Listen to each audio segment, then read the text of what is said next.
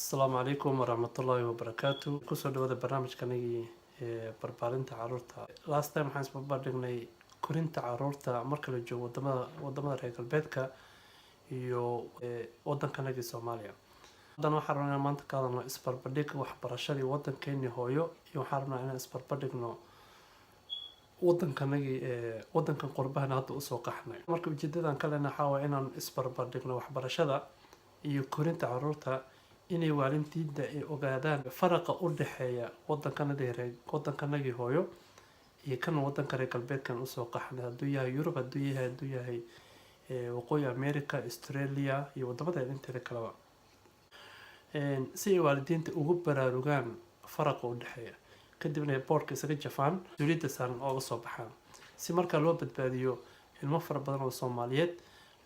dhaqankoodii, waxbarashadoodii, akhlaaqdoodii iyo edebtoodii. Wadanka reer galbeedka anagoo joogno inaan haddana wadankanagii ilmaha dhaqankoodii iyo diintoodii iyo inaan ku hayn karno wax ay baran karaan, inay bulshadii ku dhex milmin culture-kooda haystaan, waxbarashada inta ugu macquulsan ilmaha ay bartaan, waalidiintan ay koobiyaan si waalidiinta wadamada aan usoo qaxno kale 24 saac u garab taagan yihiin inaan anagana u garab istaagno. Sababta markaan usoo barbardhigno waxay tahay kala duwanaanshaha inay waalidiin fara badan laga yaabo ayagoo yaryar inay soo qaxeen wadamada qurbaha imaadeen, ku guursadeen, marka aynan akhbaar badan ka hayn korintii Soomaaliya iyo wadankan qurbaha sida uu yahay, waxbarashadii dalkii Soomaaliya iyo waxbarashadan wadankan sida uu yahay in badan ayna ka warqabin laga yaabaa. Qofkii qurbaha ku dhashay dad 20 jir, 26, 27 sano jir, hadduu qofka xitaa 10 jir ah markuu yaraa soo waxba uga soo qaxay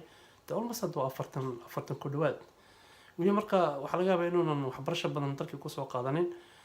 curriculum-ka wadanka sidoo ahaa iyo systemka waxbarashada Soomaaliya inuu wax badan ka warqabin waa laga yaabaa. Saa daraadeed marka aan rabnaa inaan isbarbardhig ugu bilowno kadibna aan barnaamijyada inteeda kale kusii socon doonaa. Soomaaliya marka usoo qaxday wadamada reer galbeedka waxay la kulmeen marka hab waxbarasho aad uga duwan habkii wadankeena Soomaaliya, taasoo marka saameyn weyn ku yeelatay ilmaha Soomaaliyeed ee ku nool wadamadan qurbaha. Waxaa laga yaabaa wadankii Soomaaliya markaan joogno waxaa caadi ahayd marka ilmihii in iskuulka la geeyo, waalidku mas'uuliyad guud xag waxbarasho iyo xag edbinba uu mas'uuliyadda saaro iskuulka. Laga yaabo macalinka marka mas'uuliyaddiisa inay cunuga inuu qaabo waxbarashadii iyo homework-kiina oo asaga mas'uuliyaddiisa u yahay. Guriga mas'uuliyad fara badan oo xag waxbarashada badan in badan dalkii Soomaaliya marka ma saarnaan jirin. Waalidku wuxuu ahaa macalinka wuxuu ahaa waalidkaaga oo kale. Ardaygiina marka waxaa la siiyay mas'uuliyad buuxda macalinka la siiyay inuu macalinka ciqaabi karo ardaygii. Aabihii hooyadii hadduu usoo dacwado oo maanta waa la garaacay, xitaa calaamado jirkiisa ka muuqdaan inaan cunugii loo garaabay inta badan.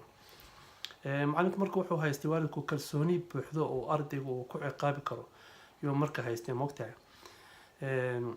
Waxaa marka halkaas ka muuqatay sida buuxda maartay waalidku uu kalsooni fara badan ugu qabay macalinka, haddii noqoto xag waxbarasho, haddii noqoto xag edbinba, oo wax walba oo ku saabsan ilmaha waxbarashadiisa edebtooda oo macalinka uu mas'uul uga ahaa dhammaan. Marka wadamada reer galbeedka marka macalinka ardayga iyo waalidku waxa ay leeyihiin mas'uuliyad siman, oo marka la eego arrimaha ku saabsan horumarinta waxbarashada iyo tarbiyadda ilmaha. Saad ogtihiin wadanka waxbarashadiisu qaybna ardayga iskale, qaybna waalidka iskale, qaybna macalinka iskale. Markaas mas'uuliyadda saaran dugsiga waa in ilmuhu ay helaan waxbarasho tayo leh oo inay dareemaan marka ilmaha markay joogaan xasilooni iskuulka ay dareemaan xilliga ay joogaan iskuulka oo kale. Maadooyinka waxbarashada inuu macalinkii uu bixiyo. Saad ogtihiin subaxii markuu iskuulka bilaawdo 3 saac reading ama 2 saac bar bilaawdo ama 8:15 subaxnimo bilaabato, maadada u dhiibaysa. Subaxii waxaa laga yaabaa in ilmaha luqadda Norwegian-ka macalinku 2 saacadood parallel timer leeyahay,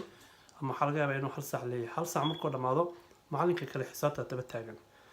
2 saac markay dhamaato 10 daqiiqo waxay qaadanayaan pause ama 3 minutes ay qaadanayaan break. Macalinkii saanfunis baa ka daba taagan.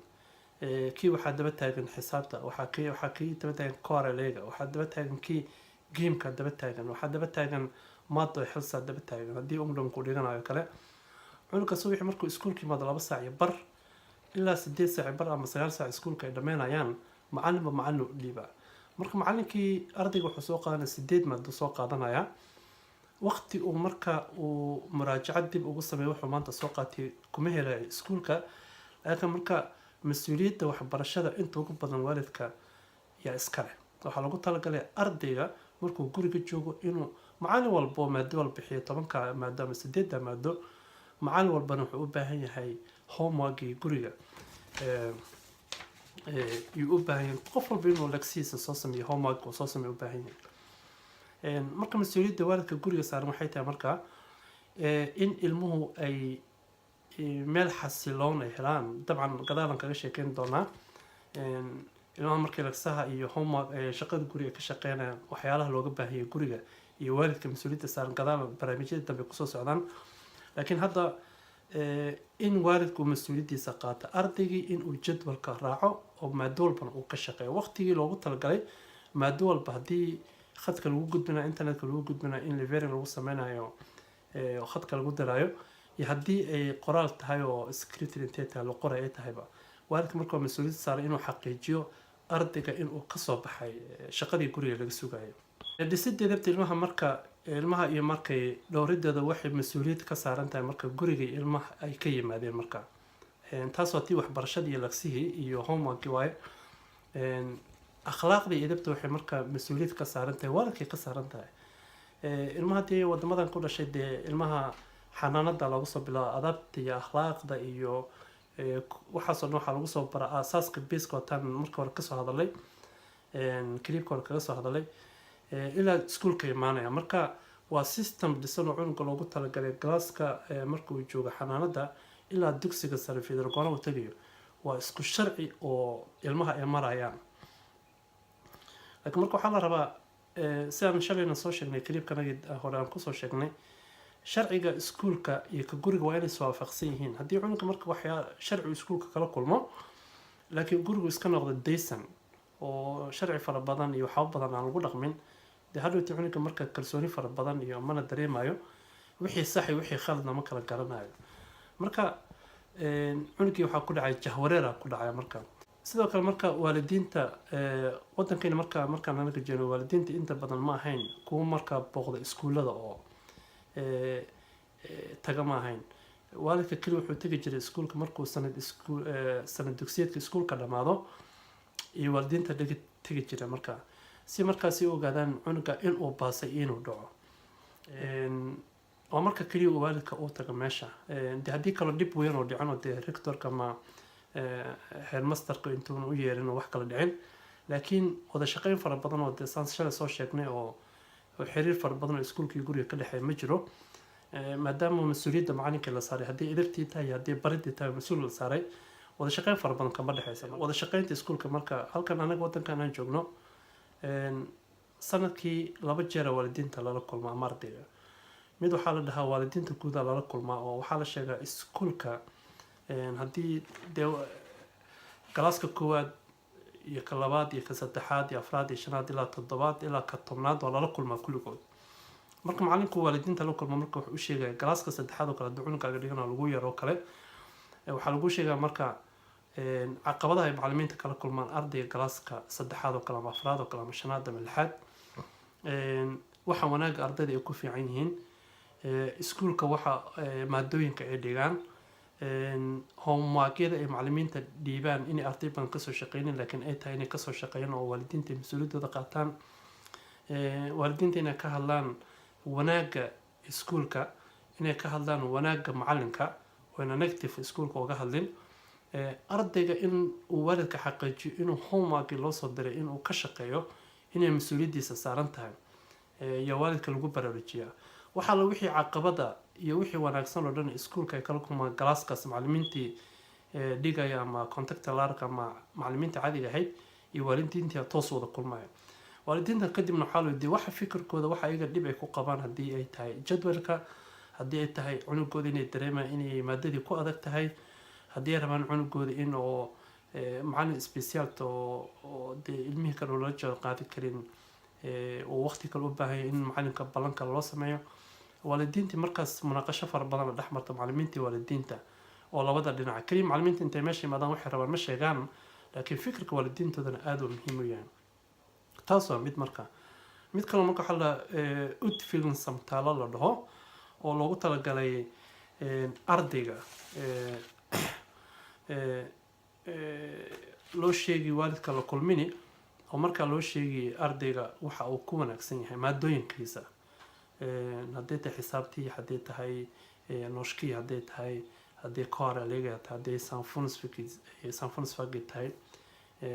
geografigii historygii sanfunskonscapka hadduu yahay kunsto hanferka haddii tahay waxaasoo dhan macallimiinta waa lasoo kulmini contacta laarka loo dhiibo contacta waxaa la macalinka marka oo mas-uulka ka galaaska yaa loo dhiibaa macallin walba marka riboodu soo bixinaya maado walbo cunugga akhlaaqdiisii iyo qaabku galaaska ugu dhaqmo waxbarashadii heerkay marayso macallinku soo gudbini macalinka contacta laarka loo soo gudbina halkaas marka maado walba la dul istaagi marka maadada uu ku fiican yahay kan uu ku fiican yahay kan saan ku yahay cunugga akhlaaqdiisa waa saan laga yaabo ardayga ugu fadhiya of course ardayga ugu fadhiya wax la xamanayo yani been laga sheegayna maaha waxa uu inkiri karana maaha de macalinkiisii 24 saac hor taagnaayo meesha jooga marka labada kulana dhacda marka sanadkii way jiraan kulamo fara badan dee khaasas haddii wax kala dheeraada jiraan laakiin inta loogu talagalay waa saas laakiin iskuulkana Soomaaliya markaan anaga joognay kulan fara badan oo iskuulaadka ka dhaca ma jiro marka waxay ku kala duwanayeen taasoo laftii ku kala duwan yihiin ayay ku kala duwan yihiin waxaa kaloo marka wadamada reer galbeed marka intooda badan marka waxaa jirta waxay leeyihiin hab waxbarasho maarta oo ilmuhu ay la soconayaan da'dooda cunugga hadduu yimaado asagoo 8-9 sano jiro oo weligiis iskuul dhiganin koowaad unbuu ka bilaabaya ma fahantay koowaad kama bilaabay galaaskii da'diisa unbuu ka bilaabaya waxayna marka helayaan marka shahaado sanadeed cunugga markuu iskuulka dhamaysto wax dhicitaan la dhahaa ma jiro oo cunugga haddii maadadii